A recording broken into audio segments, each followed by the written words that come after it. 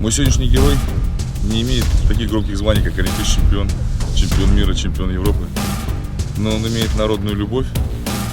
Этот человек попробовал себя в 3 видах спорта: тяжелой атлетики, стронгмене, пауэрлифтинге.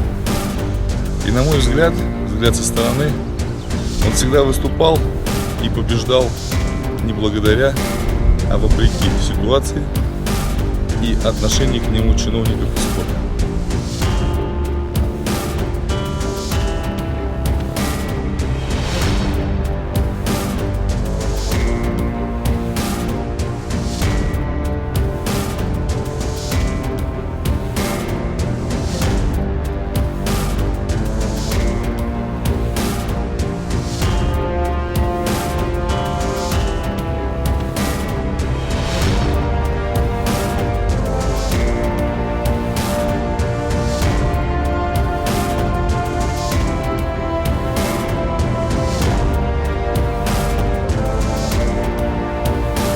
Как это было в его жизни, об этом нам расскажет сегодня Михаил Кокляев.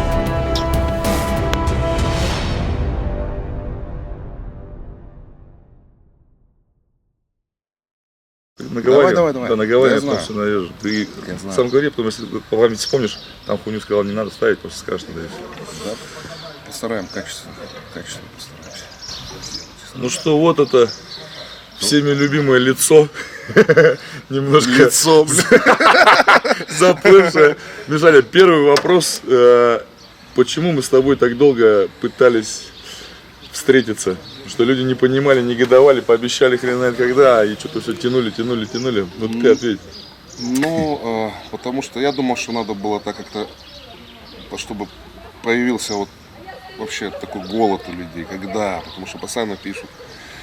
Когда запишите реальную качалку с клоком, когда запишите там на равных, там еще что-нибудь, сделайте какой-то проект. Я подумал, ну сейчас, чтобы не подгадывать, вот оно сам кубок Ишанькина, оно на то и... Естественно получилось, да? Да, но это твой проект. Мой проект реально качалка, у меня немножко другие задумки. Ну, я, видишь, качаться начал, поэтому я готов. Вот, поэтому, Ну и время, конечно, не хватало. Тоже. нормально выдержали, так скажем, появился интерес, какая-то интрига, и все, сейчас, я думаю, дадим джазу. Звучит устрашающе, да? Саня, вот когда готовился, в Википедии у тебя столько всего написано, там то выиграл, там второй, там третий, там такой список, такой. Сам ты чем больше всего гордишься-то? Я понимаю, что к тебе слово гордишься это неприменимое слово, но радуешься. Что тебя больше всего вставило из твоих побед? Да, все вставило, все. Вот эта вот универсальность, которую люди кто-то не пытается признать, потому что им этого не повторить, а кто-то просто, из-за того, что, не чемпион же вроде там нигде, ничего толком, не чемпионата мира, везде там второй, мол, что внимание обращать, то есть, вот и все, поэтому... С чего такая любовь, да? Да, поэтому мне все-таки, мне даже льстит, и я рад, что у меня получилось ассимилировать даже 1 год несколько видов спорта в одном, то есть я выступил по тяжелой атлетике. Ты не 11-й? Это нет. Я выступил по тяжелой атлетике в Невинномысске, по-моему, 7-й год, где я 210 порвал, 240 толкнул, была подхода 2 попытки, 253 с груди смазал, это рекорд России был. В сумме двоеборья. До этого я выиграл чемпионат России по силовому экстриму. И уже в декабре, то есть это было чуть позже, я установил такой личный рекорд без экипировочных троеборья, собрав 975 килограммов. То есть как-то так. В 1 год ты размер в 1 год, то есть при том между силовым экстримом и чемпионатом России по штанге было 3 недели разницы. Те люди задали вопрос, как это можно совмещать?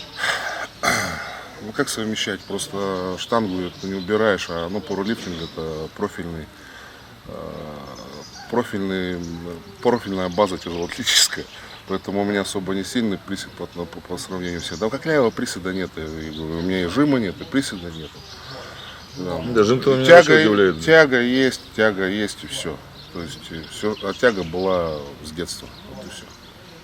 То есть это карпометрические данные, длинные руки, ну, я не знаю, природные какие-то данные, какие-то именно в тяге. Вот. Ничего такого нигде, никаких каких-то интересных результатов у себя не вижу. Но вот в Становой, конечно, там, да, на лицо, так скажем, разница в килограммах по сравнению даже с остальными ребятами, да. Притом понимаешь еще что готовишься-то как. Нету подготовки конкретной у меня. У меня идет постоянно соревновательный период. У нас как у штангистов. Подготовительный, соревновательный, восстановительный. Правильно? А здесь постоянно ты в форме. То есть чем-то там себя тешишь, какой-то отдых. Это вот поехал в какую-нибудь страну, там, да, где выступаешь, там где-нибудь отдохнул, полежал. После соревнования, да? После соревнования. Или там в отеле. Бывает просто в отеле. Закрылся, телефон выключил и 2 суток. Все. Да, 1 раз в день жрешь и спишь, и все. Многие говорят, что тяжелая атлетика как бы, такой травматичный вид спорта. Ну, я так не считаю, да, если ты делаешь все правильно, в принципе, мы травмируемся не так часто. Но когда я же смотрю на стронгмена, на пауэрлифтинг, мне что-то так страшно становится. И пауэрлифтерам страшно, когда они видят, как штанга Серьезно? над головой. Как вы ее держите? Там, это же такие килограммы. Я вспомню, году, наверное, в 2000-м Эльбрус Нигматуллин. Это наша первая волна силового экстрима, в свое время, которая меня туда пригласила. Мы с ним когда первый раз познакомились, встретились, он говорит: не, я все понимаю, там, но как там держать 200 килограммов, я вообще не могу понять, как, над головой 200. Она ничего не делает, не давит, я говорю, ну, конечно, давит. То есть ты думаешь про пауэрлифтеров, что там полный пипец, они про нас думают. Ну ты все попробовал, где все-таки травматичнее? Травматичнее? Ну все-таки все равно где-то же травматичнее. Дим, травматичнее там, где уже идет собственные рекорды. Запредельные, где уже соревнования Арной Классик, шаг 245 килограмм. Мне кажется, больше, конечно, стронгмен травматичный, да? Потому что это конечно, не там, такая техника, как здесь рывок, толчок, 2 упражнения, там в пауэрлифтинге пресс, жим, тяга, а здесь 6 упражнений. Но и движения неестественные, мне кажется, нет? Ты знаешь, камень такой упадет, но это неестественно. Я первый камень, когда поднялся, мы тренировались на мешках с песком. То есть мы связывали 2 мешка и поднимали их. Все. То есть у меня не было понятия вообще, как его поднимать. Но когда я на разминке подошел, поднял 110 килограммов, так взял его, поставил, сразу же все. Я понял технику, да. Здесь ты бы тоже смог, потому что есть думающие спортсмены, которые не то что думают, как он сейчас, какое он усилие сделает. Сейчас на кураже возьму и вот так. Раз, и бицепсы отлетели, понимаешь. А идет сразу же, ага. Значит, надо вот так, где-то посмотрел видео, как они поднимались, на себя это перекинул, да. И ты идешь, и ты сможешь, я тебе даже вот уверен на 100%, я тебе сейчас дам камень, там, я думаю, килограмм 160-180. Ни разу еще не пробовал. Ну, вот, серьезно? Да. Я тебе просто скажу пару моментов и все. Здесь невозможно, как в штанге, выставить углы. Если я тебе могу подойти, углы выставить, там бедрышко подтянуть, да, там коленочку сюда засунуть, чтобы они вперед там не торчали, там спинку, чтобы там в поясничке, там в грудном отделе прогнул, плечики опустить, чтобы не зажимался ты руками. Здесь такого нет. Должен показать. Показал. И также подошел, смотришь и начинаешь уже даже со старта там руками не прихватывай, и все. То есть, вот открою секрет, шар руками не поднимается, шар поднимается полностью как становая тяга. То есть ты взял руки его, в статике. и да, руки в статике, и ты поднимаешься. Да. Ноги, спина, поставил, перехватил. Ну вот получается та же самая ситуация, что и в армлифтинге. Что когда я пробовал армлифтинг на соревнованиях удивительства, я пытался рукой ее поднять. А когда я потом смотрел, как Рома Пеньковский поднимает, он раз руку в статику и ножками. Да, конечно. Там рукой здесь опасно поднять. Там можно, если ты будешь поднимать тендер рукой, может и тоже бицепс отвалиться. У тебя за маечкой плохо видно, но все-таки это читается. Рудиариус. Насколько я помню из твоих интервью, Рудиариус — это гладиатор, раб, заслуживший свободу. Заслуживший свободу, да? Гладиатор – это раб, который заслужил любовь публики, так скажем, управляющего сегмента, там, всяких спонсоров и прочих. Спонсор – это вообще греческое, это римское слово. Спонсор – это человек, который смотрел, наблюдал за боями И ходил и слушал, не договариваются ли гладиаторы между собой, что как схватки, да? Да, схватки, чтобы не драться не в полную силу. И он он имел право даже убить раба, этого гладиатора, за то, что тот дерется не по-настоящему. И вот тем самым он, вот, так скажем, он подогревал вот этот интерес, страх биться по-настоящему у гладиаторов. Вот спонсор, поэтому там начинают говорить, вы же русские, у вас должно быть идеология должна быть там, ну, как минимум православие, там, в мире как максимум православие, минимум как староверы, там веды и прочие вещи. То есть относить себя как к витязям, Почему себя отнес к этому?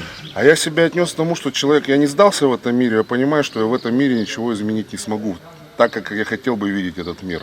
В том плане, что мы рабы того, что нам вот эти вот идеалы, так скажем, втюхивают некие какие-то.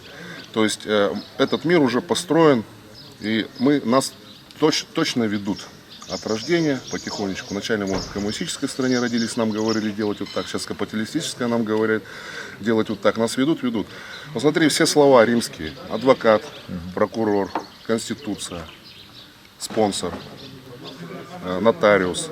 Это вся тема из римской вот этой той цивилизации. И сейчас идет Третий Рим. Вот сейчас на земле Третий Рим. И я себя ощущаю в этом мире как боец, который родился в семье рабочих, которые с утра до ночи пахали на заводе, непонятно за что, верили в светлое будущее коммунизма, а потом в одночасье все банковские эти счета просто обесценились, и все. Что это? Это отношение к свободному человеку? Нет, это отношение такое к рабу. Поэтому я смирился с тем, что да, я сын рабов, но я все-таки выбился, я стал маленечко на ступенечку выше. То есть мои дети живут лучше, чем я жил. Понимаешь? У тебя осталось еще запал биться с системой, пытаться хоть что-то пытаться? А то знаешь, что я тебе скажу? Хочешь выиграть спор, проиграй спор. Ну, хотя бы на своем месте. Надо делать то, что... А у моей системы нет системы. Вот поэтому я свободный гладиатор. В то же самое там, в силовом экстриме. Нет, для меня нет. По твоим же интервью слышно, что там бардак такой же, как у нас. Нет, бардак есть, но на меня этот бардак не распространяется. Если мне бы сказали возглавить федерацию какую-то там, даже силового экстрима, я еще бы подумал 2 раза. Нужно тебе это или нет? Нужно мне это или нет, потому что на сегодняшний день я не вижу тех людей, с которыми можно работать. Это будет точно копия федерации IPF или точно копия федерации нашей с тобой любимой тяжелоатлетической. Вообще, вот ты коснулся 3 федераций. Вот, люди везде одинаковые? Вот, люди везде хорошие. Они нормальные люди, но вот что-то такое, вот это вот номенклатурщина, вот это вот должен, вот эти вот счетные палаты, которые выделяют деньги на федерацию, на сборы, на гранды, на все эти вещи, они портят, как сказал Вова Глушко на собой. Гранды нас испортят. Гранды испортят нас. Ну что так произошло, ну, они, да, понимаешь, то есть... Мишань, благодаря тебе сейчас это слово радиариус, он уже как в бренд такой перерастает, да? В силовой среде. Вот. Вообще есть какие-то цели у этого бренда? Ну, да, вот уже сейчас торговая марка. Потому что видно, что оно само по себе, вот оно растет, и ты не можешь этого не понимать. Знаешь, что, то есть, у меня, когда наколол наколку, татуировку, да, сделали это в декабре, мне исполнилось 36 лет, я думаю, да, сделаю себе подарок. Сделал эту наколку. И потом появился человек, Яков Летов, так скажем, в моей жизни, который такой, начали снимать мы что-то туда-сюда. Давай футболки сделаем, радиариус. Давай. И вот сегодня уже, то есть, понимаешь, мы сделали футболки имени моей наколки. А сейчас я уже больше всего понимаю, что это наколка моя. Ну да. Имени этих футболок. А ты имеешь право использовать ее? Почему не имею? Имею, конечно. Ну просто если это радиариус, известное как бы имя, оно может кому-то принадлежит, этот бренд? Нет, все проверено. Проверено, да? Ты не патентовал? Вот я говорю, сейчас идет. Идет патент регистрация? Да. Где ты шьешься, где ты печатаешь? В Москве. Да. Ну так, Дорого, конечно, это все. Китай мог делать лучше, но нам некого пока посылать в Китай, чтобы смотреть, отслеживать и производство. И плюс, я думаю, что паровозики с этими футболками могли бы уже на Запад уходить давно, китайские. а ты шьешь или печатаешь на промо-майках? Я, честно, я в эти подробности не вдаюсь. Да? Там просто Яша мне отчеты дает какие-то, что Миха, вот если напечатаем столько, будет цена такая, Ну, я это только понятно. качество смотрю. Слушай, Вот а она это- пришла, я да. посмотрел, говорю, Говно. нет. Хорошая. Не, ну есть, была там одна первая партия пришла, она полностью хлопковая была. Я говорю, Яша, вы меня обманули. Я говорю, ну, ладно, бог с ним. Потом пошли уже. Знакомая ситуация, да? Конечно, Придёт что-нибудь конечно. Ну не то, что хотели. Ну ладно, разочаровываешься, ну, да, ну, блин, чуть-чуть не то. Но блин, потом и уже всё. нормально, то есть ребята, с кем мы сейчас работаем, с той фирмой московской, вот, ну, радует. Почему пока только майки? Почему уже есть, у нас парень занимается уже и вещами, шорты. А где, на костюмы. каком сайте продается? Сайт Добро, это группа ВКонтакте, называется Добро. И вот парень решил, он как, ну, у нас пока долевых никаких таких штуковин нету пока. То есть пока все раскручивается, то есть если все пойдет, потом уже будем считать проценты. Ясно. Ну, интересная Вот. вещь, да? Ну, ты понимаешь, ну, Интересно, интересно. надо биться, надо выживать, но это кто-то скажет, вот он нам на своем имени зарабатывает. И, ребята, вот честно, никто никогда не приносил. В пакетике не говорил, Миха, ты офигенный парень, за это мы тебе будем давать лавандос. Хороший парень — это не профессия. То есть так и, собственно, внутреннее вот это состояние, когда за этим всем радостью, вот этой всей ха-ха-ха, вот этой гусарской вот этой бравадой, за этим все, за этим есть такая маска, если вот эту убрать вот так, Там пипец. там такой, уже такой, ну не старик, но уже такой седоватый мужичок, который устал. Но вот это вот последнее надо дарить, надо как-то гореть. Если ты Я тебя звезда, ты абсолютно должен понимаю. зажигать, правильно? Если ты звезда, если тебя считают Гори, звездой, блин. ты должен гореть. А ты не боишься сгореть, как Володя Торчинский? Тебя Боюсь. не посещают? Меня Боюсь. постоянно посещают. Боюсь, и поэтому, и я тебе честно скажу, ну, Такой пример яркий, да? ну это Даже как ты, да, это пример яркий. тот, который нас вот... Ну послушай, Димон, я тебя сейчас успокою. Это нормально, что мы так делаем. Надо просто иногда, ну как бы смотреть за собой, чувствовать грань. Реально чувствовать грань. Не с последнего, как знаешь, бывает там пашешь, вот надо. Такой, ну давай еще. И уже слышишь, как во рту кровью пахнет. Понимаешь, и ты это делаешь. Здесь это немножко другое. Здесь реально усталость накапливается. Можно не заметить, как ты лег спать и не проснулся, понимаешь. Но я тебе хочу сказать, я провожу такую параллель между нашей работой и героями войны. Когда нужно взять высоту, один с гранатой пополз, его убили. Вот за ним второй тоже так же пополз. Он знает, что его могут убить, он все равно пойдет, потому что нужно выполнить цель. Какую? У нас с тобой благая цель. У нас помимо того, что, так сказать, давай так возьмем шкурного вопроса, пиар и прочие вещи, это приносит деньги. Но если по большому счету, по большому счету мы являемся вот этими, еще раз говорю, мотивацией для других ребят. Хорошо, когда это можно объединить. Да. Когда то, что ты делаешь, это Любимое твоя дело, работа, и тебе нравится. Да, и ты получаешь за совместить. это деньги, и плюс ты приносишь какую-то Это счастье пользу, да, вообще. счастье. Некоторые, конечно, говорят, что на что вы сделали? Просто с одного места перенес камень на другое, и все. И вот когда человек так рассуждает, это человек, который, ну, небольшого ума. Люди, которые смеются и говорят, качки, это люди небольшого ума.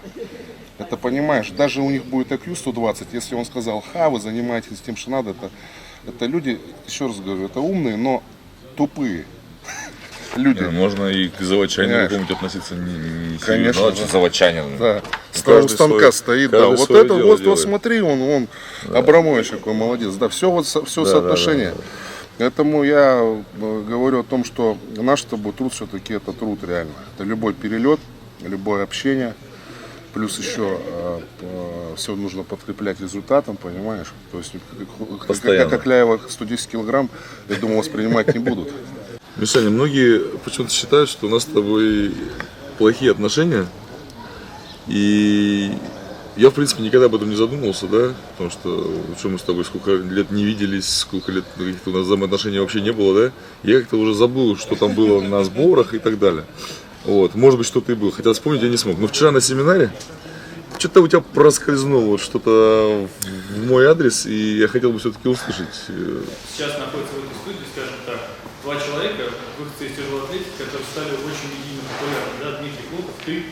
Вообще вот в целом, благодаря чему вот тяжелая атлетика так приводит? Это вас учат там или... Я могу забыть твой вопрос, но я тебе сразу скажу, ты мне сказал эту фигню, я хочу рассказать про Димона и про себя. Мы выходцы из тяжелой атлетики, но у нас немножко мотивации действуют другие. Димон это работяга, ни базара нет, у него он работяга, но у него немножко склад ума немножко по-другому. Он не революционер. Он, блядь, ледокол. Вот он врет и все. У меня нет таких качеств, чтобы быть ледоколом. Я революционер. У меня получается сделать какую-то такую херню, которая вначале мне мешает, а потом она мне помогает. Как говорил Боб Марли, не жалейте о своих ошибках, быть может, когда-нибудь они вам еще помогут. Поэтому вот так мы вышли тем, что Дима пропер после... Я думаю, знаешь, что думаю? Тоже опять же, я знаю Димона очень хорошо. Я не буду говорить, какой он человек, но он очень хорошо, круто изменился в хорошую сторону. Потому что он стал не штангистом. Потому что он стал свободным человеком. Он стал думать своим мозгом, а не мозгом системы. И подстраиваться под нее. Понимаешь, когда человек подстраивается под систему, он потихонечку начинается, ну так, скажем, становиться редиской. Он эту редиску с себя снял, сейчас он Димон, которого любит, который умеет правильно говорить, раньше он мычал. Поэтому у него вот это получается, это хорошо, и я тоже смотрел, опять же смотрел, когда он спотыкнется, потому что многие вещи он делал неправильно. Не буду говорить какие, это мое сугубо мое личное мнение, он делал многие вещи неправильно. Я думаю, когда он спотыкнется, когда будет вот так, что его поменяет, он станет нормальным чуваком. Олимпиада 2012 года. Его поменяло кардинально. Он поменялся, он стал вне системы, и стал свободным, и стал нормальным. И все. Поэтому могу с ним сегодня нормально разговаривать. Чапа. Димон, ну, ты понимаешь, как тебе сказать? Я могу тебе сказать, у нас были некоторые такие с тобой встречи. Нехорошие. Ага. А я просто не помню. Когда был маленький, ты был такой дрищ, но наглый. Наглый дрищ. Это было Огникова, блядь. Ага. Понимаешь, тогда уже, понимаешь, 99-й год, но ты еще дрищ. Так. Тогда батька твой был президентом федерации. Ага. Понимаешь? Я бы тебе за этот поступок, конечно, хотел с удовольствием, прям, знаешь, всадить, прям, знаешь, Кот боец. как дать тебе, знаешь. Я тренируюсь, я приехал на сбор первее тебя, я взял, собрал штангу. Ты начинаешь на этой штанге тренироваться, блядь. Я говорю, слышь, говорю, молодой человек, это моя штанга. А ты берешь и мне говоришь, пошел нахуй. Да ладно. Да. Я такой сказал? Да. Я так подумал, так думаю, блядь, так. Я уже стою такой, думаю, нет, я в принципе говорю, если я понимаю, то, что были у меня в сборной и потасовки, такие, когда приходилось, ну, так скажем, выяснять не только речью, да, разговор. То есть я, ну, как бы за словом в карман не лез. Но тут ситуация, понимаю, что, бля, если сейчас будет конфликт, ну, а я кроме как поднимать штангу, я ничего не умел. Я думаю, сейчас я тебе там ударю, будет конфликт, я думаю, что будет разговор с папой, и в итоге меня там под жопу из сборной, и все. Так. До свидания. И все. По первой части боролся за свой помост, блин. Да. Даже с таким орангутангом. За свой. Это ты пришел, блядь, сука, и забрал мой помост, понял? Ладно. Эта фигня, потому что, помнишь, мы какой год? 2004. Помнишь, мы с тобой ехали с Таганрога в Москву на сборы в Подольск. Ага. Ты На всю дорогу Плясал. плясал, ты всю дорогу пел, плясал, блядь. Мы приезжаем на сборы, тебя на тренировке прет, а я, блядь, 3 дня не могу отойти. Понимаешь? Ты тоже был в системе. Все прекрасно понимаешь, о чем я тебе говорю. Ты был в системе. Ты подстраивался под эту систему, там тебя вели, еще что-то. То есть ты в тот момент ты был угоден, и все было нормально, то есть все было хорошо. До 12 Да, но ты должен был иметь некие некие правила поведения, присущие тяжелоатлетам. Понимаешь? Ну, я, Понимаешь, о судя чем по, я говорю? исходя из твоего Ты семинара, я понимаешь? понимаю, о чем ты И говоришь. еще плюс, почему мы, теперь отвечаю на вопрос, почему мы не долго не снимали, я еще раз говорю, что у некоторых возникло такое, что мнение, что у нас с тобой плохие отношения, у меня плохие отношения со штангистами вообще, с российскими. Потому что выступая на турнире Берестова Димы, там Окунева, на памяти Окунева, да, стоят сборники, они даже не подошли, не поздоровались. Когда притом они моложе, чем я, они просто, ну, никто. Одна подошла только Надя Евстюхина. И все. Больше, поэтому я понимал, что я даже с теми, которые даже не на сборах, штангистами общаюсь, я смотрю на них, они такие, знаешь, смотрят на меня, как будто я, понимаешь, болею СПИДом. А почему, они Мишань, так, знаешь, почему так получается, что спортсмены, неважно, это тяжелая атлетика или другие виды спорта, когда какие-то спортсмены становятся более популярные, да, становятся востребованные вне этого спорта уже, то они становятся неугодны и какими-то изгоями в своем виде спорта? Ну, Вот потому с Власовым так было, потом вот с тобой, сейчас со мной начинается такая же Потому китовася. что те люди, которые являются хранителями этой системы, они боятся, что будет вынос мусора из избы. Понимаешь? Слышал? Ты понял меня? Слышал.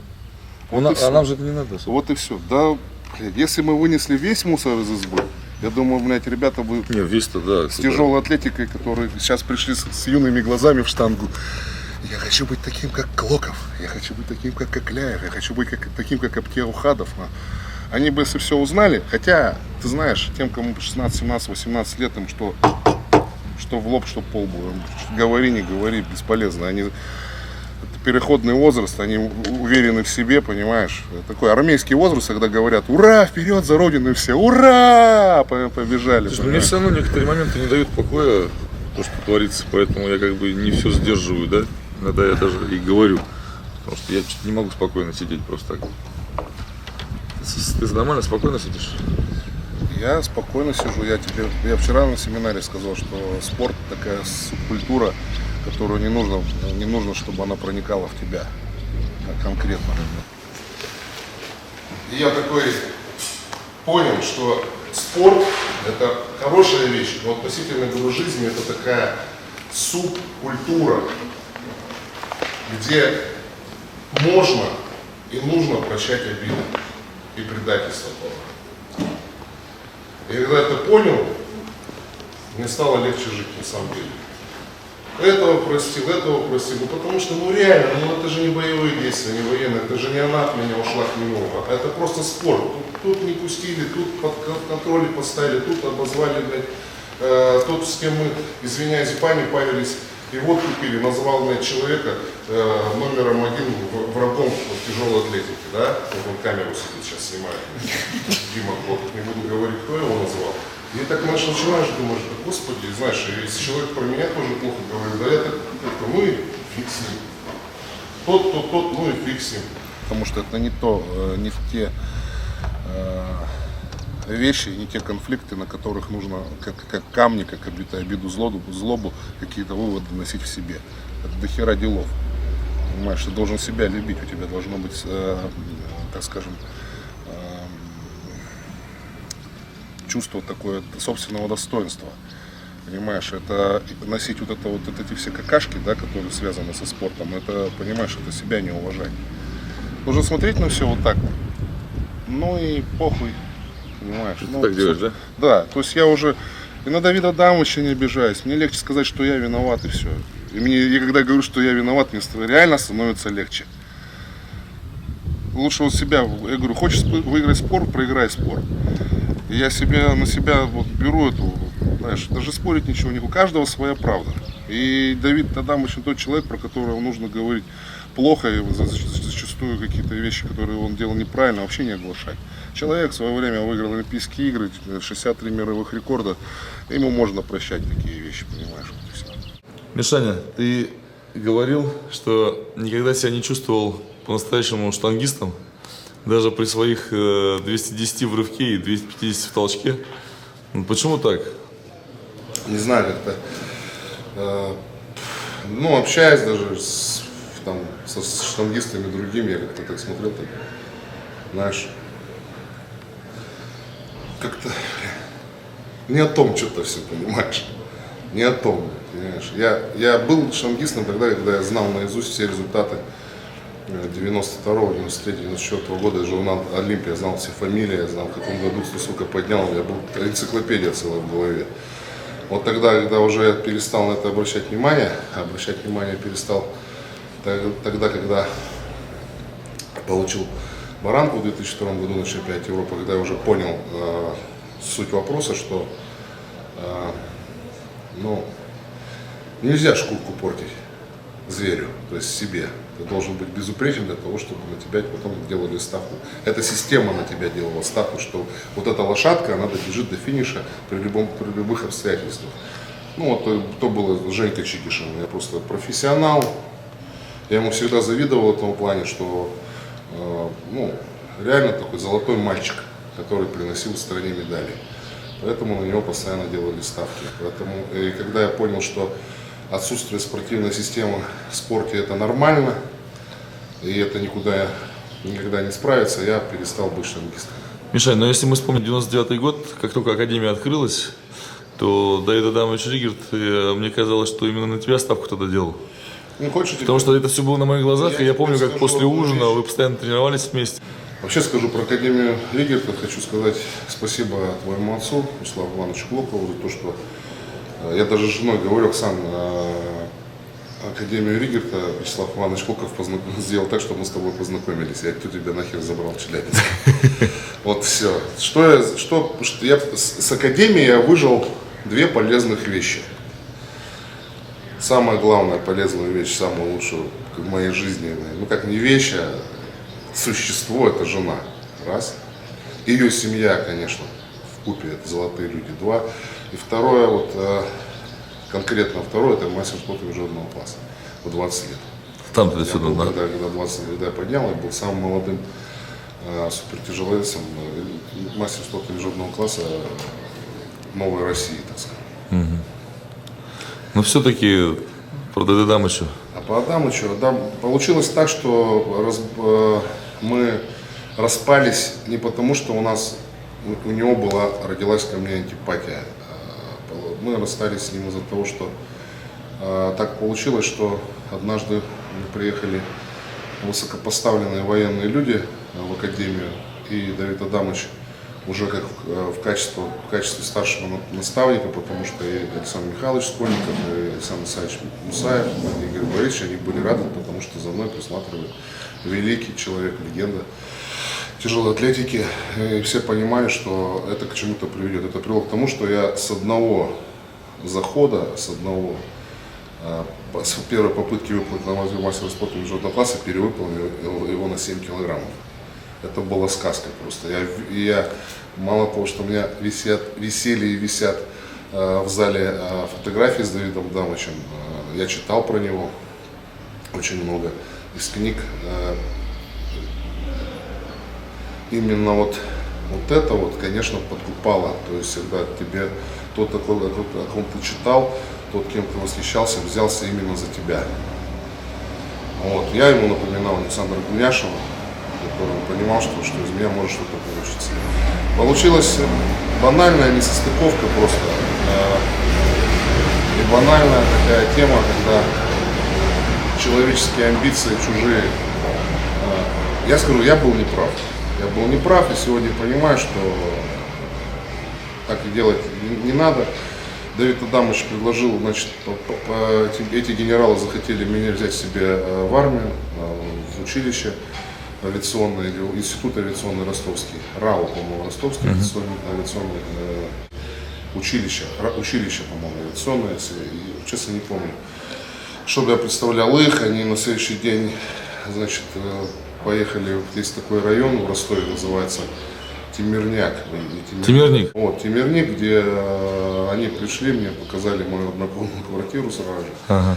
То есть, но здесь вышло так, что один из регионов должен уходить. Или Челябинск, или Москва. Я, конечно, выбрал по сторону Челябинска.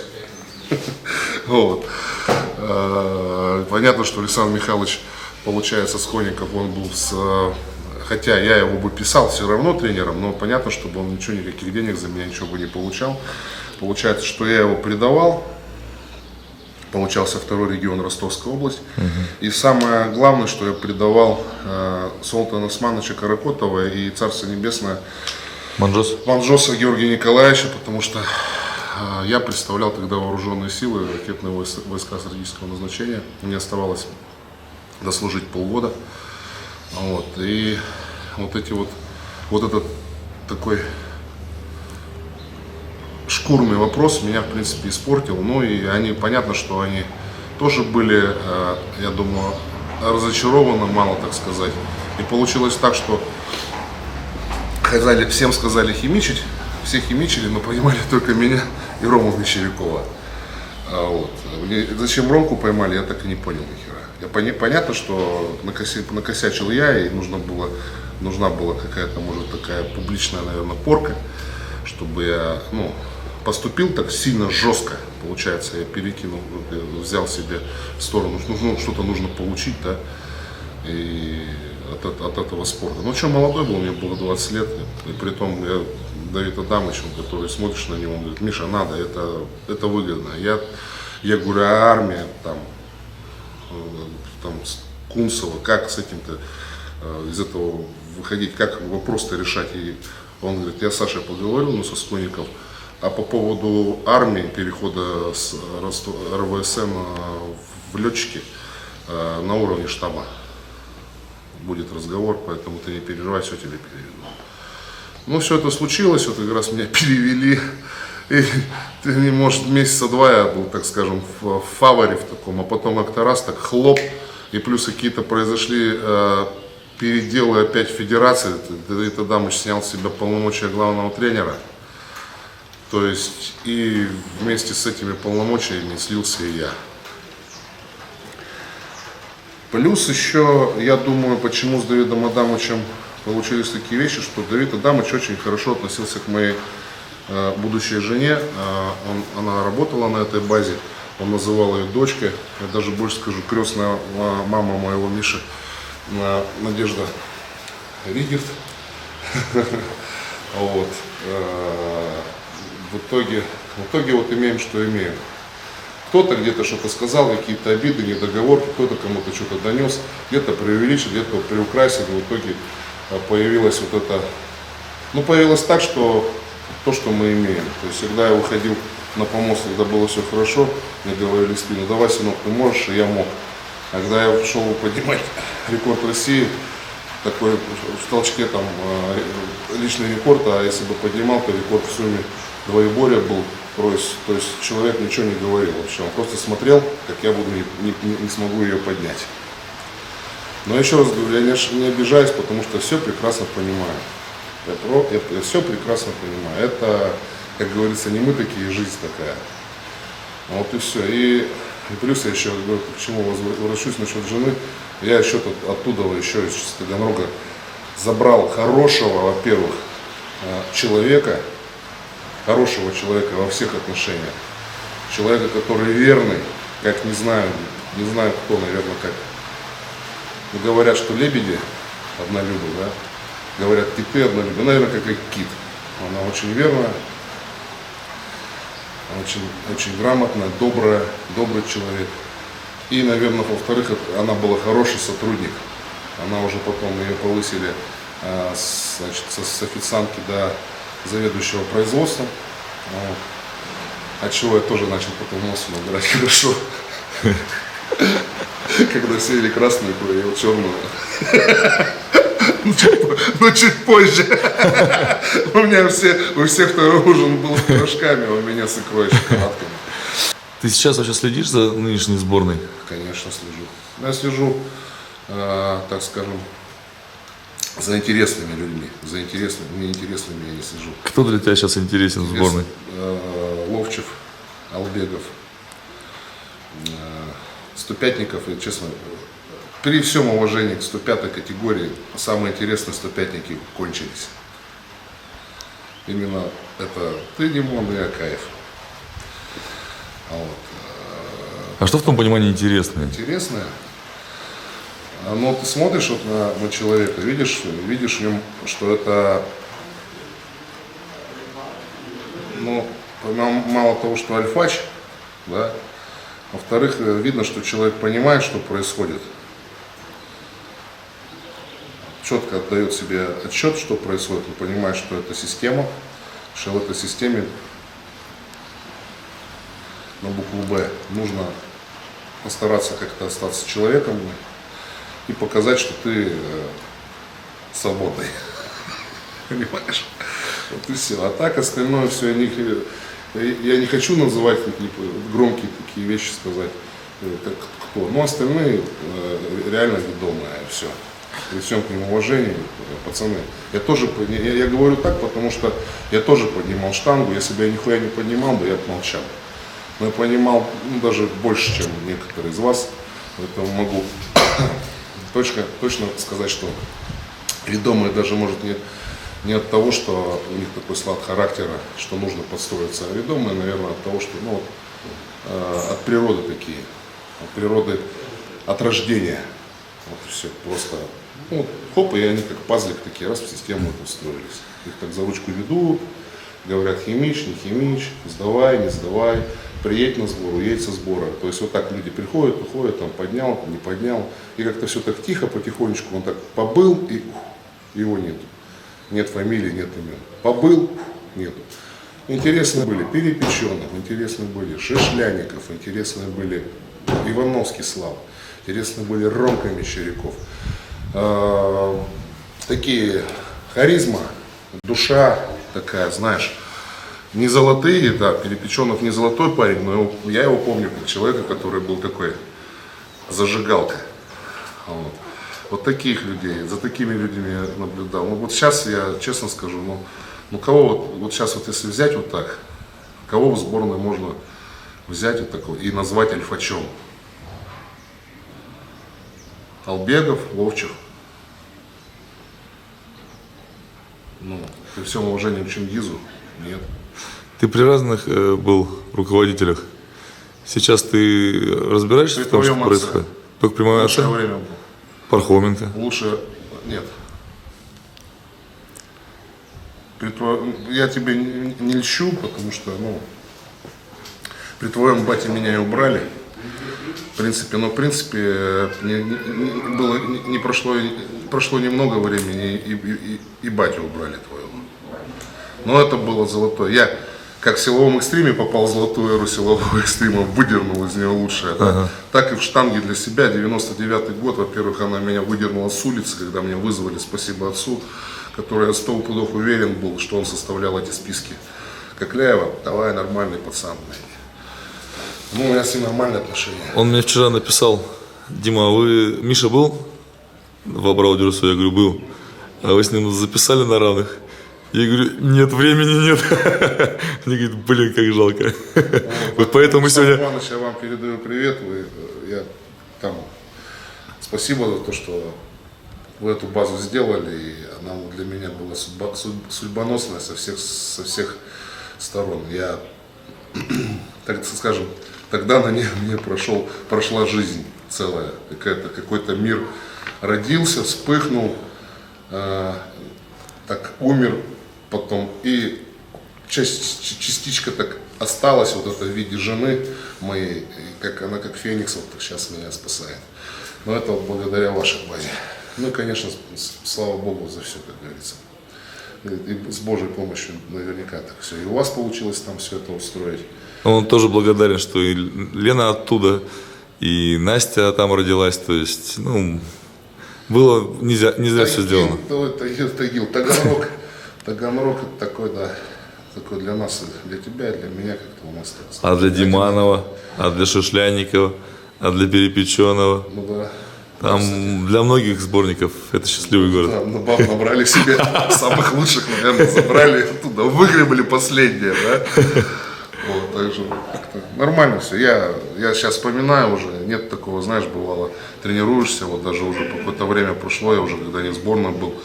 И внутри, знаешь, бывает затаится такая, знаешь, как говорится, за каждой маской безразличия есть кровоточащая рана обиды. Но вот у меня вот такие были, а сейчас нету, я хожу, тренируюсь, ну, с одной стороны, это была мотивация, чтобы я вам все равно докажу, а с другой стороны, ну, не та мотивация, это гневная мотивация, а гнев, он, когда постоянно внутри вот это творится, жжет тебя, оно тебя сжигает, ты быстрее стареешь, быстрее начинаешь чаще сыпаться, болеть все начинает. Поэтому совет мой, ребята, освобождайтесь от всех негативных этих вещей. По Шукшину, как он, отец, когда он говорит, колоски, говорит, воровал с полей, говорит, войну. Он, ты что, я, говорит, там, чуть там, у меня вся грудь, представь, типа, ну да ладно, говорит, не успокойся, говорит, подними, говорит, только руку вот так и отпусти. Понимаешь, то есть, типа, и бог с ним, да? Поэтому сейчас уже вот так, поднимешь на раз руку, так, раз, да, и бог с ним. Поэтому... Но ты с 2005 года к штанге, в принципе, отношения не имеешь такого, да? Ну, особого. С 4-го даже, да. Ну, я к тому, что в 5-м ты по силовому начал выступать. И вот с тех пор осталось у тебя что-то, что касаемо штанги, что тебя до сих пор гложет, и что, если бы была возможность, ты бы изменил или поменял? Есть такая ситуация, которая гложет? Я сейчас даже не хочу ничего менять. Были такие моменты, что не хочу. Если бы что-то я бы поменял, я бы, может быть, не стал силовым экстремалом. Все, об нем бы не знали, и обо мне бы не говорили. И все. То есть все шло так, как должно было быть. Как мне сказал Андрей Иванович Чемеркин, Миша, все будет так, как и должно было быть. Я этого не мог понять. Я все себе, как все будет так, как и должно было быть. Вот сейчас все случилось так, как и должно было быть. Все, это вот он тогда такое у него было, вот это, он это мне сказал, и оно так засело в мозг. И оно так долго мне мозг проедал, что он хотел этим сказать. Это было примерно тоже, там, мы когда формировалась сборная, он говорит, Миш, не переживай. Там, я там начинаю, интересно, кого в сборной будут, кто кого. Ты про 4-й год? Да, уберут, да, 4-й, там пораньше чуть, кого, и кого уберут, он такой, Миш, не переживай, все будет так, как и должно было быть. Вот, поэтому гложет, да ничего не гложет. Гложет единственное, что люди не меняются. Приходят одни зомби-штангисты, меняются другими зомби-штангистами. Такая субкультура амебная. Ну, сейчас скажут, конечно, если бы он стал олимпийским чемпионом, так бы не говорил. Конечно бы и не говорил, помалкивал. Олимпийский чемпион бы помалкивал бы, не говорил про фармакологию вообще ничего. Говорил бы, что все было хорошо, все было нормально, все было отлично. А вот я бы взял такого олимпийского чемпиона какого-нибудь, который бы действительно подошел и хлопнул по столу. Как были такие люди, Чемеркин, Петров, но они были тоже под влиянием чем-то. Этот под влиянием книги был, этот под влиянием отца своего, который говорит, не ходи, не лезь, не говори. Была такая история, когда мы были на сборах, и тогда поставили одну такую незаурядную личность, я считаю вообще ошибочную. Был такой Плотников. Ну это какой-то пиздец был вообще, честно. Которому я тоже, у меня был не очень приятный с ним разговор, у меня с ним. После чего он сейчас до сих пор, Миша говорит, хороший парень, но у него что-то с головой. Но я не говорю на английском, блядь, за границей, не говорю, дайте мне орешки. Слава Богу. Вот, поэтому была такая ситуация, когда мы сидели в бильярдной, была суббота, или воскресенье, короче, были какие-то выходные дни. Мы в бильярд, ну, в академии, помнишь, бильярд, все сидят, нарды, бильярд, ха-ха-ха, хи-хи-хи, 11 часов, там, в день, которого не было построения, которого воскресенье, построения не было. Да, скорее всего. Какой-то день, по-моему, в воскресенье не было построения. Вот Вечернего ты имеешь в виду? А? Вечернего. Вечернее построение, да. Когда не было построения вечернего, значит, играют в бильярд, все, выходит Плотников и говорит, ребята, а что вы веселитесь? Вы знаете, сколько время? Время 12 сейчас. Ну, уже некоторые, может, спать хотят. А вы здесь сидите, как хотите, там, значит, находится там Сырцов, Петров, Чемеркин, и он подошел к ним и сказал, нет, Чемеркин ему сразу сказал, понимаешь? И потом, помню, он заходил, ты мужичок, он говорит, я вам все сказал. Он говорит, я вам все сказал, идите. Вот Иваныч, конечно, вообще красавец. Но он олимпийский чемпион, он может так говорить. Он говорит, все.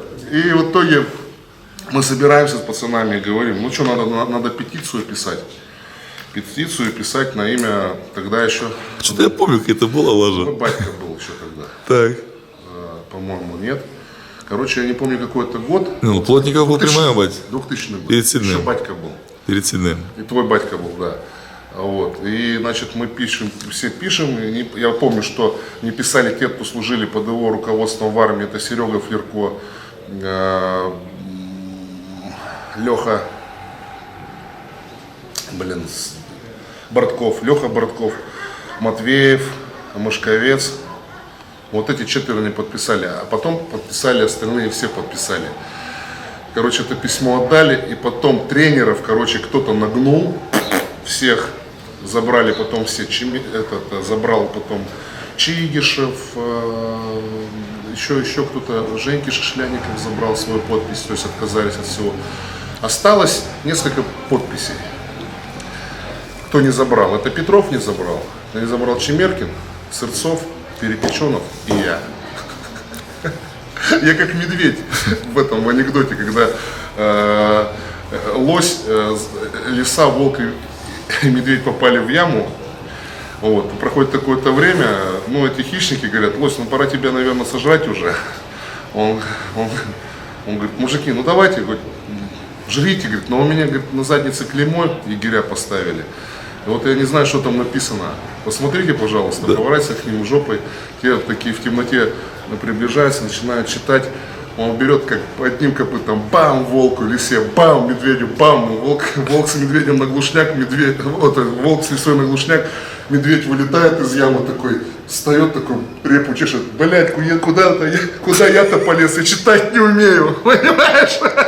Так и я с этим списком, блядь, я-то куда полез, у меня только международник, у меня ни одного чемпионата мира, ни чемпионата Европы, эти 2 олимпийских чемпиона, этот серебряный дважды призер, блядь, Перепеченов там рекордсмен, блядь, России, мира, там чемпион Европы, и я такой... Но я по понятиям... Революционер. Да, революционер. Я по понятиям, поэтому я не забрал. Даже мне тоже говорили, Миш, может, не надо. Я говорю, нет, надо. Я не стал забирать. Может, все-таки вот из-за таких ситуаций, из-за таких вот твоих поступков тебя все-таки и не взяли ни на Олимпиаду, ни на другие соревнования? 4-е я не помню. Я помню, что 2003 год перед Ванкувером. Совком 210. Я должен был ехать. И знал, что я должен был в призах быть, потому что должен был. Короче, ситуация, которая проведу параллель между рассказом Кочергина.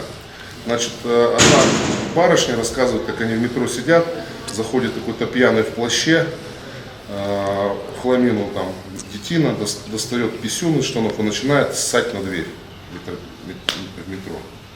Сыт, и все сидят, там мужики, женщины, все. И одна встала, говорит, что ж вы, говорит, делаете-то, блин? Что ж вы творите? Ну, реакция нормальная. Что ж вы делаете? Вы как себя ведете? Остальные все сидят. И вот Кочергин говорит, так вот, представьте мне, он говорит, не на двери ссал. Он ссал, говорит, на вашу жизнь. Он ссал вам в душу. И вы с этим будете потом всю жизнь жить. Понимаете? Вспоминая вот это, как он зашел бесцеремонно и взял, все там обоссало, выгорел свою жизнь. А надо было всем встать и навалять. Протест какой-то сделать.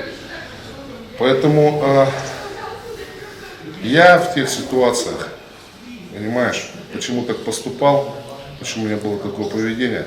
Потому что я потом, даже если бы стал олимпийским чемпионом, я бы лежал, смотрел на эту медаль. У нее там аверс золотой и реверс золотой. А здесь-то были воспоминания какие. Там промолчал, там подлизнул, там стуканул, здесь, блядь, улыбнулся, еще что-то. То есть с этим жить, цена такой медали, она даже не деревянная. Вот и все. Поэтому я так и поступал. Зато я сплю спокойно. Я смотрю на молодые лица наших штангистов, которые смотрят на меня. прокаженный, что их уже с молоду учат, что Кокляев это враг.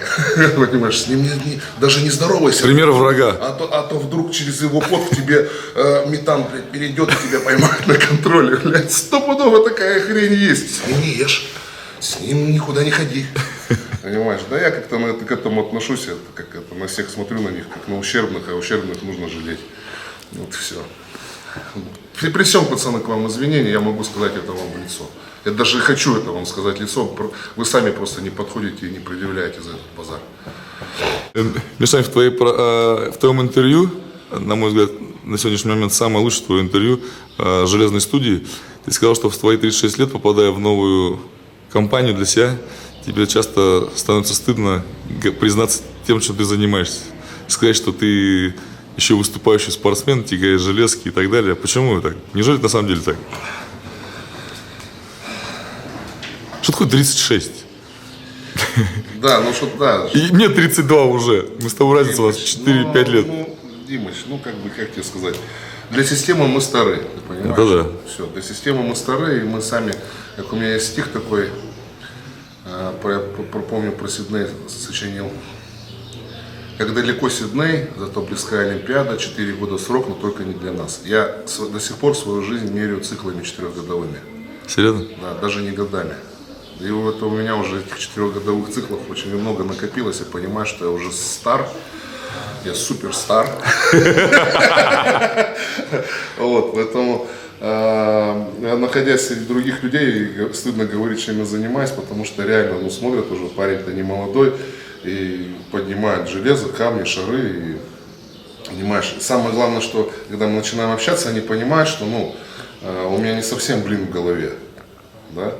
То есть люди думают, что он, наверное, должен все-таки где-то быть уже, у него должен быть там сеть залов, или он должен сидеть где-нибудь там, как минимум, в Олимпийском комитете, или что-то возглавлять, или быть чиновником, или там быть депутатом, уже потихонечку маленькой лопаткой. А он выступает. А он выступает, да, и вроде, и понимаешь, и мне стыдно об этом говорить, я поднимаю, то есть, и сразу же мое вот это вот, как встречают по одежке, да, провожают по уму, вот эта одежка, да, когда приняли по одежке, нормальный чувак, можно поговорить, пообщаться, что-то доверить, там, что-то назначить, что-то туда-сюда.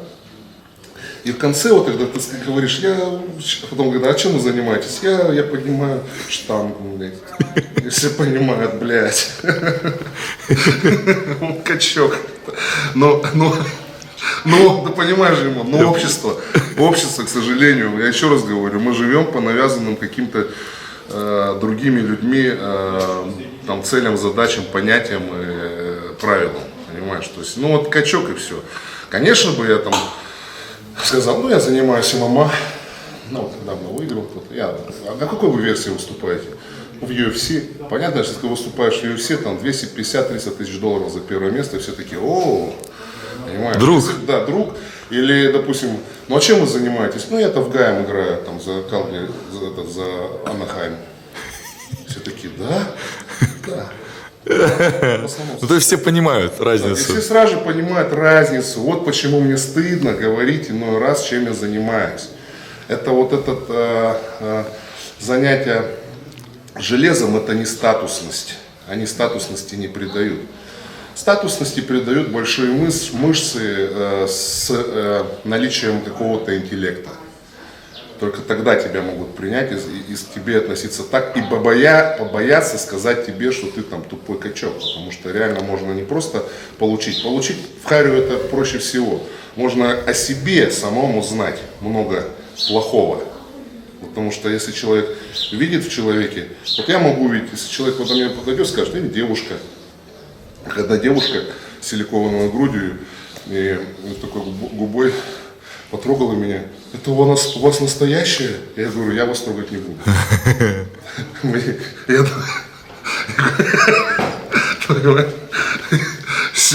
Все. То есть здесь как у Шнура в песне, все это похоже на какую-то разводку, наркотики нельзя, но можно водку. Бабам сиськи вставлять можно, мужикам накачанным быть нельзя. То есть сверхъестественно, так скажем, чересчур раскачанным мужчиной это быть ненормально. То есть бабе общество относится лояльно, красавица, молодец, умница. К качку общество относится, блядь, он качок, он химик, все. И на нем ставится какое-то клише. Непонятно. Ну, единственное, что могу сказать, что мне похуй. Мягко говоря. Мягко говоря. Но ты сам все-таки для чего еще занимаешься и тренируешься, и выступаешь? Понятно, что заниматься, тренироваться оно надо. И, мне кажется, глупо завязывать. Ни в коем случае завязывать нельзя, надо заниматься. Но выступать-то идти, твою мать, 36 лет. Ну, я уже тебе вот напомню про Рудиариуса, да. Я думаю, что Рудиариус, который выходил на битву, те, когда с ним выходили какие-нибудь другие гладиаторы, их предупреждали: сука, если ты убьешь Рудиариуса, блядь, мы тебя и всю твою деревню сожжем. Понимаешь? То есть Рудиариус, он должен быть живым всегда. Нужен общество. Он любимец, там написано, любимец публики. Ничего себе, круто. Он выходил и все: вау, вот это там какой-нибудь там Аргентус и все: вау, понимаешь, там Кокляйкус, там Рудиариус такой-то такой. И народу это нравилось. Поэтому я тебе говорю, что с мои сегодняшние соревнования я могу проиграть, я могу стать 5-м, 6-м, еще каким-то, да. Ну, на соревнованиях там по пауэрлифтингу, там, по тяжелой атлетике. Но мне достаточно просто выйти. И это уже победа. Я тебя услышал. Ты понял, да? Я тебя услышал. Но это не просто пришло.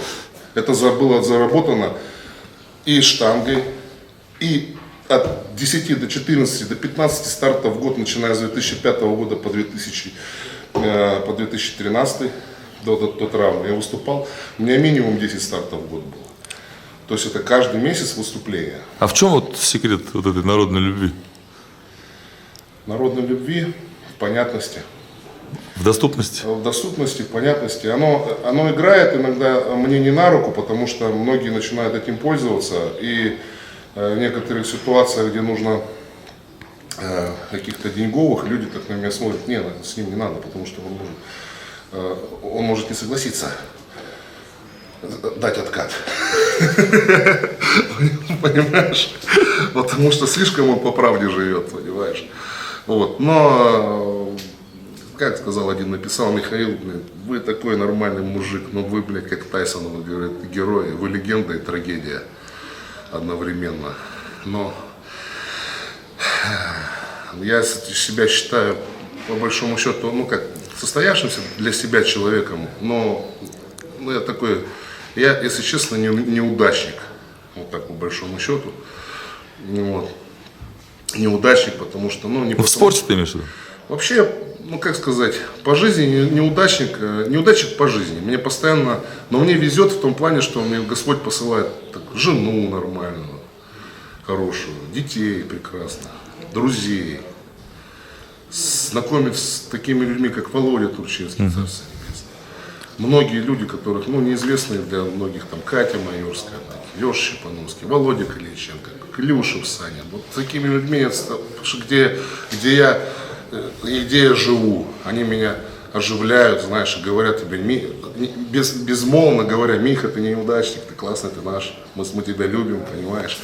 То есть, это как тебе сказать, что-то делает так, чтобы я не унывал. Вот, а большим, вот, поэтому мой посыл вот этот: неудачливых людей больше, чем удачливых, ты же знаешь. И вот это я тебе отвечаю на вопрос, почему такая любовь, потому что вот этих людей меня любят такие же, как я. Те, которые были там не то что номером вторыми всегда, у тех что-то не получалось.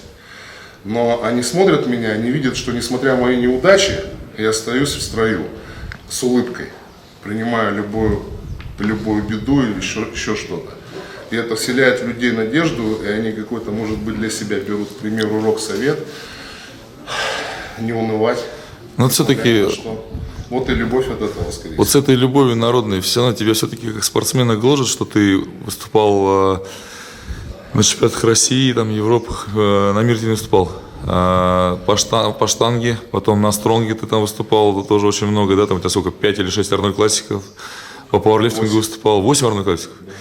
И вот нету яркой победы, вот именно такой прям яркой победы, тебя это гложет все-таки? Потому что стартов нереальное количество. уже не гложет, я с этим смирился, и я понимаю, что у меня свой путь. Я думаю, что вот это любое первое место, я даже в том году на чемпионате мира в становой тяге, где это 422 тянет, не втыкается, я ее тяну в одно движение, у меня срывается прям только перед фиксацией срывается все мозоли, я понимаю, что, а как ты хотел, Миха, ты не будешь чемпионом мира никогда? Мне нагадало, я однажды пошел, может быть, это была ошибка, что я сам себе эту установку сделал. В 99-м году мы ходили по Арбату, и там женщина-хиромант, ребят, хотите погадаю? Ну, давайте, она мне погадала, она мне сказала две вещи. Что ты хочешь услышать? Я говорю, ну что вы мне скажете? Она говорит, тебя до сих пор ждут и любят. Это моя Оксана. Ну вот, говорит, все у тебя будет хорошо. То есть, все хорошо, то есть хорошо как для человека. Я думаю, что это семья, дом, занятия. Вот это самое главное. Вот это я считаю хорошо. Не конкретные победы. Ну и какой у тебя вопрос есть? Один. Два вопроса задай. Я говорю, смогу изменить жизнь в этой стране? Она сказала, ты нет. Я говорю, хорошо. А я стану чемпионом мира? Она говорит, нет. Так она руки посмотрела на мозоли. Но так как ты трудолюбив, у тебя может это получиться. Поэтому где-то возле первого места всегда. На чемпионате мира там 1-2 балла не хватает. На Арнольде там 1 балл проиграл, понимаешь. И может быть я эту сам себе установку сделал. Православный не должен был ей верить. Поэтому не ходите, не гадайте. Это такое, вы сами себе ставите вот такое установку. Может быть, я сам себе дал такую установку, что я номер 2. Но я тебе скажу, что вот эти все... Может быть, чемпионство меня остановило. Может быть, оно меня испортило. Вот это номер 2, оно не дает мне перегореть. То есть, представляешь, я горю. То есть, есть такие ситуации, где человек выиграл, он номер 1, но он почему-то не лучше. Я тебя понимаю. Ты понимаешь, о чем тебе говорю? Лучший это тот, которому громче всех аплодируют. И я слышал это много раз в свой адрес. Я понимал, что это вот это, наверное, все-таки, вот он радиариус, понимаешь. Поэтому не выиграл, не гложет, Димон, честно, вот, не хочу клясться ничем, но не гложет. Я смотрю на эти кубки, я не смотрю какое-то место, не смотрю какой-то старт. Я смотрю и понимаю, что, черт побери, я сделал до хера. Ты к разным соревнованиям готовился, и в штанге, и пауэрлифтинге, стронге. Куда дороже всего подготовка обходится? Везде. Одинаково? Везде одинаково, везде много. В стронге тоже, потому что ты понимаешь, все понятно, укололся, контроля нет, ты можешь все делать, но все же в одинаковых ситуациях. И приходит тот предел, даже на фармакологии, да, приходит тот предел, что нужно что-то еще. Нужен мануальщик, нужен отдых пару раз в год, тебе надо поехать. Плюс тебе нужен гормон роста, тебе нужны какие-то такие дорогостоящие препараты, которые могут сохранить твое здоровье, в конце концов. Почему ты сейчас так открыто стал говорить о допинге? Ты думаешь, молодежи это нужно слышать от известных людей?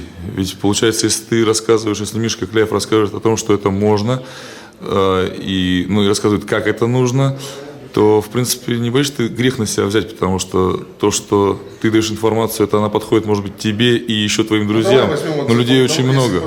Если пошло вот так, у нас, так скажем, у нас свобода слова, у нас демократия.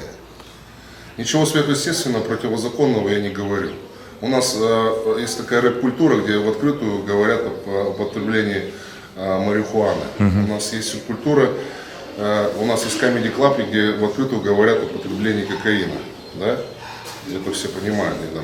Вот эти все вещи. Все и все нормально к этому относятся? Все нормально к этому относятся, все это на телевизоре, все это раз. То есть ничего противозаконного я не делаю. Второе, кто-то должен об этом говорить, кто-то должен об этом начать из известных спортсменов. Я еще раз говорю, тот мальчик, который пришел в зал, пашет 5 лет или 6, ничего не употребляет, и хочет стать таким как Кляев, но еще раз говорю, ты не станешь. Ты станешь кем-то, ты станешь лучше, чем ты был раньше. но тех результатов ты не добьешься. Кто-то мне написал, какой-то мудак написал, а вот Андрей Коновалов пишет, всем сказал, что он не ест. Ну ты еще пошел бы к Василию Ивановичу Алексееву воскресил, спросил, что он не ест. Конечно, он не скажет, кто что ел. И я не знаю, ел ли он, поэтому я не хочу утверждать. Может, правда, и не ел. Вот пускай вот он и будет примером для этих подрастающих молодежи, которые считают, что в спорте можно без фармакологии. Удачи, ребята! Вперед, так скажем, к пьедесталу. Не, мой вопрос был, Миш, знаешь в чем? Мой вопрос был в том, что у тебя есть определенное видение, да, этой ситуации. Да. И не боишься ли ты ошибиться, дав определенный совет, не боишься ли ты ошибиться, потому что люди именно, открыв рот, слушают тебя, молодежь, да, и они могут начать именно делать так, как ты сказал, но это подходит тебе, но это не подходит ему. Если я завтра умру, значит, я делал неправильно, понимаешь? А если он умрет? Нет, послушай, если я умру, то это неправильно. А второе, заставь дурака Богу молиться, он себе лоб расшибет. Я не могу контролировать каждого. Но я тоже не имею права молчать и врать об этом. Я не химичу. Скажи это еще раз. Я не химичу. Понимаешь, нет. Что скрывать? Мы и так в лжи живем, поэтому мне нравится очень безумно, как высказывается в сегодняшнем времени Сергей Шнуров. Красавец. Вранье говорит все ложь. Постоянно везде враки, блядь. Поэтому я вот тоже с ним солидарен, и не хочу этих врагов. Вот и все. Я хочу говорить правду. И не потому что, не вопреки, ни почему, а потому что хотя бы кто-то должен об этом говорить. И не для того, чтобы там выделиться из толпы. Я натворил столько, что об этом можно и не говорить. Я уже выделился из толпы. Нет. Понимаешь, если человек долбоеб, да, то человек рано или поздно, он даже не на химии, он где-нибудь натворит чего-то. Если человек разумный, думающий, он найдет тренера хорошего, найдет именно тренера там, где его нужно искать. Это из олимпийских видов спорта, да, который ему четко может распланировать, как все делать. Вот, на всякий случай. Вот, поэтому ты хочешь сказать, что, Миша, зачем ты это говоришь, потому что молодежь у нас ебнутая, да? Об этом хочешь сказать? Нет, поэтому я к тому, что все ошибаются, и в том числе и мы с тобой ошибаемся, и говоря или рекомендуешь что-то, мы можем взять на себя ответственность. Когда ты говоришь о тренировках, это не так опасно, как потом, когда ты рекомендуешь какие-то витамины и, так сказать, фармакологию. Как-то немножко страшновато брать на себя ответственность. Это понятно, да. Но, как тебе сказать, генералы, которые рекламируют нашу российскую армию, говорят, что ребята, там реально круто служить. А потом их там посылают на Кавказ, и они взрываются на мине. Они тоже берут на себя ответственность, когда говорят, там круто. Правильно? Вот и все. Поэтому я еще раз говорю, спорт любой, с фармакологией или без фармакологии, если ты хочешь добиться каких-то результатов сверх каких-то, это зона риска в любом случае. Это зона риска в любом случае. Это нужно умный человек, понимающий, который относится к своему здоровью хорошо. Он 7 раз отрежет, 7 раз отмерит, 1 раз отрежет. Поэтому, еще раз говорю, за каждым не уследишь. Это то же самое, как если я был воспитателем в садике. Я взял на себя ответственность отвечать за этих детей. Я сижу, смотрю за детьми, а потом раз, один мальчик поперхнулся косточкой от вишенки, которая попалась ему в компоте. Ну не уследил. Я не уследил, но я должен ему что было, эту вишенку убрать, засунуть в рот, но там их 20 человек. Я смотрю, чтобы они не лезли в окно, я не смотрю, чтобы они не лазили высоко, я не смотрю, чтобы они скакалку на шею себе не наматывали, не играли в собачку, понимаешь? То есть вот за этим нужно смотреть. А такие маленькие вещи, конечно, еще раз говорю, не уследишь за всеми. Не уследишь. Следующий, Мишаня, вопрос, даже не вопрос, а мое наблюдение под твоими видео в твоем канале на YouTube. Ты постоянно балансируешь с блатной темы на религиозную и шоу-бизнес. Вот у тебя, знаешь, они так вот как косичка постоянно в твоих роликах переплетаются, и многие люди, они же, как ты их называешь, хейтеры там или обычные, я не знаю, люди, они немножко негодуют, да? Вот как ты к этому относишься? Почему ты это делаешь? Вот зачем вот это вот нервировать народ? Потому что вот там есть там человечек один, который, ну ты, говорит, прибейся ты с этим или с этим, я в спорте. Я в спорте. Меня, нас всех, и блатных, и шоу-бизнес, и еще что-то объединяет всех спорт. Я же не иду, там, допустим, в тюрьму и не снимаю как специалистов, которые очень хорошо играют в нарды или по фене ботают, да? Спортсменов. Да, вообще к людям. Я именно снимаю спортсменов. То есть нас всех, ты говоришь, балансируешь. Вот этот баланс, и вот на этом балансе, что, как сказать, на этой волне, вот этот серф, вот эта доска, да, это есть спорт. Я качусь по маленьким волнам, по таким, это есть спорт. Спортсмен — это такая универсальная личность, которая вхожа во все круги. И в полицейские, и в блатные. У него своя. Ему и там не дадут служить, и там ему не дадут на общаке сидеть. Вот. У него есть своя ниша, он занимается спортом. И все, что связано будет со спортом, это спорткомитет, там, открытие собственного зала, торговля спортпитом, выпуском одежды, еще что-то такое. То есть он, по большому счету, это человек из народа. И я еще раз хочу сказать, второе, я в этой стране живу. У меня друзья есть там, и там есть друзья. Вот и все. И как это получается так, что это не только у меня, далеко ходить не надо, Сан Саныч Карелин, который с этими все нормально, и с этими разговаривает так же. С правительством, и с администрацией, все. То есть это никто не видит, но я скажу, а у меня это все видно, что это снимаю. Поэтому отвечаю смело на вопрос. Спорт объединяет. Спорт вот этот не дает упасть, вот, там, скажем, и не туда, и не сюда, и не сюда, споткнуться. Поэтому вот это так. Остальное там, еще раз хочу сказать, это моя страна. Этому и есть место быть. Вопрос в другом, если бы я снимал насильников, педофилов, да, и там и преподавал им уроки физкультуры, да, в другом случае, если бы я там где-нибудь с ребятками в гей-клубах на пилоне там, хей, давайте заниматься, давайте надо подкачаться, понимаешь, это вопрос другой. Если бы также ну, где-то еще какой-то другой среде религиозной, да, я там всем говорил, что вот если вы так не будете делать, это будет плохо вам. Вы будете гореть в аду, понимаешь? Здесь это уже у меня тоже нет. Я везде всем показываю еще раз, не так, как надо. Я говорю, вот смотрите, как надо. Я говорю, смотрите, как я могу. А это уже ваш выбор. Следовать так, как делает Экляев, и не следовать, но это ваш выбор. Человеку такой дар Бог дал. То у животного нет выбора, он по инстинкту живет. Я слышал недавно, что ты матом решил прекратить ругаться. В посте, я реально в посте взял себе пост, и в посте я прекратил практически ругаться матом. Не, реально, все, что было на видео, это было такое, знаешь, потому что, я говорю, есть мониторинговая у меня своя группа, которая говорит, Миха, пора начинать зеленое словцо, да, вставлять. А так по жизни я там даже слово дурак боялся сказать. Ну вот мы с тобой одни из немногих, кто видео своих допускаем как бы мат, да? Ты, может быть, немножко больше, чем я, но я тоже как бы так... Не отстаешь? Не то, что не отстаю, я не вырезаю. То есть, как есть, так и говорю. Вот в твоем случае, вот мат, имея возможность вырезать, запикать, почему ты это не делаешь?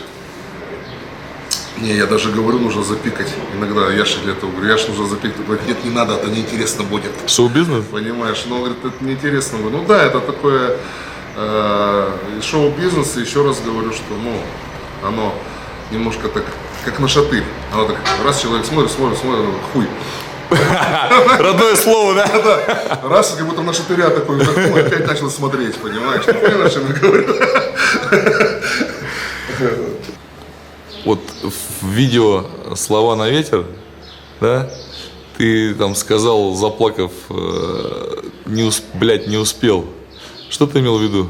Потому что когда я смотрел... Старый, потому что Ты думал, что Василий Иванович не любит? Все так думают.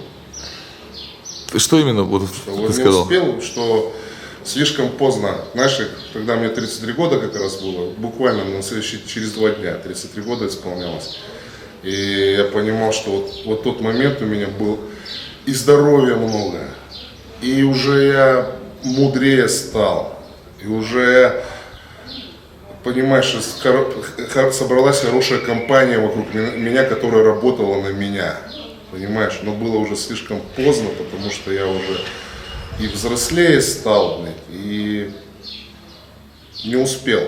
Просто я не успел вот это все в нужное время принести. Понимаешь, в нужное время это, наверное, где-то так 7-8 назад. Просто все. А сейчас уже я, когда я сказал, блядь, не успел запрыгнуть в этот вагон. Я понимал, что меня никуда не возьмут. Я даже туда приехал, знаешь, больше где-то проиграть, чем выиграть. Потому что в Пензе я травмировался, забаранил в толчке из-за травмы. По Питер, он такой был, прощальная такая моя гастроль со штангой. И я даже понимал, что я даже на Арнольд Классик 2013 года стоял, смотрел в зал, в эти лица, когда на награждение. Я смотрел на Шварценеггера, я смотрел на Федю, который сидел, записывал с камерой. Я понимал, что, блядь, это, наверное, тоже и последний мой, наверное, старт на Арнольде тоже. И вот как раз в 2013 году травмировался, до сих пор не могу возвратиться. Но я уверен, что сейчас происходит, события в моей жизни, развивающиеся и развивающие меня, и помогающие мне жить и моей семье. Это, наверное, вот отчасти часть того плана, который для меня сделал Господь. Он мне сказал, выступишь ты в 2011 году, красиво уйдешь с победой. Чувак, ты 8-кратный чемпион страны, у тебя самое большое количество выигранных чемпионатов России, кубков в истории новой России. Вообще никто больше тебя не побеждал, радуйся. Вот этот твой кусочек, забирай его и все, и уходи. И в силовом экстриме, там, на Арнольде 8 раз, 3 раза третьим, 1 раз вторым, тоже уже, мужик, ты просто, это тяжелый спорт, он для тебя тяжелый, я тебе приготовил что-то другое. Только ты угомонись. Мы убираем силовой экстрим, оставили мне эту становую тягу, Господь, для того, чтобы реально поддерживать мой же имидж. И он мне говорит, вот смотри, новые люди тебе, новые знакомства, новые проекты. Вот тебе, ты там хочешь славу, возьми ее. Но я за славой не гонюсь, я просто в большем сейчас это уже моя работа. И смысл сегодняшних моих этих всех тоже трудов, один из, так скажем, смыслов, это быть мотивацией. Для меня сейчас мотивация, быть мотивацией для других. Поэтому 160 килограмм сейчас на мне висит. Все нормально, слава Богу, жив-здоров. И спасибо семье, друзьям моим, стране, Владимиру Владимировичу Путину за наше счастливое детство. Ты счастлив сейчас? Знаешь, я сегодня уезжаю в Ростов, потому что завтра у меня висит турнир. И я потом, когда начинаю вспоминать, сколько мне еще нужно ехать, я понимаю, что, я востребован, это круто. Это счастье? Ну, человеку что для счастья надо? Надо, чтобы его ждали, любили, чтобы прибежали маленькие дети, говорили, папа, я хочу шоколада, сока. И чтобы была работа любимая. Вот и все. Человек, я думаю, что, это только, наверное, растаманы на Ямайке рождены для того, чтобы дуть и смотреть на море, и все. Пожелай нам всем что-нибудь человек, вместе. именно русское счастье, это когда у тебя все в семье хорошо, у тебя есть работа, у тебя есть перспектива, и оглядываясь назад, тебе не стыдно. Есть, конечно, вещи неисправимые, но я это тоже беру как на вооружение, как часть того, чтобы стать лучше. Вот и все. Так что могу сказать? Не сглазить бы, но слава Богу, я счастлив на сегодняшний момент. Так сказать, все вот это тоже соответствует. Все хорошо, слава Богу. Всем это даже не мне спасибо, это Богу спасибо и всем, кто рядом со мной. А пожелать хочу всем, кто меня сейчас смотрит, пацаны, не судите строго, я такой, какой я есть. Но зла я никому не желаю. Я просто пытаюсь как-то постараться этот мир изменить. Хотя мне гадалка сказала, что ты не сможешь в этой стране ничего изменить. Ты не сможешь. Но я как-то пытаюсь. Спасибо, Миш. На здоровье. Удачи тебе. Удачи тебе. Я тебе желаю удачи в твоем труде. У тебя, я считаю, я знаю, помню эти по 14, по 15 выступлений в год. Я знаю, что такое. Поэтому, я, как говорится, я смотрю на тебя и так думаю, парень идет к успеху. Поэтому давай, береги себя, аккуратненько. Ну, ты сам знаешь, что делать, ты заслуженный мастер спорта. Спасибо, Миш.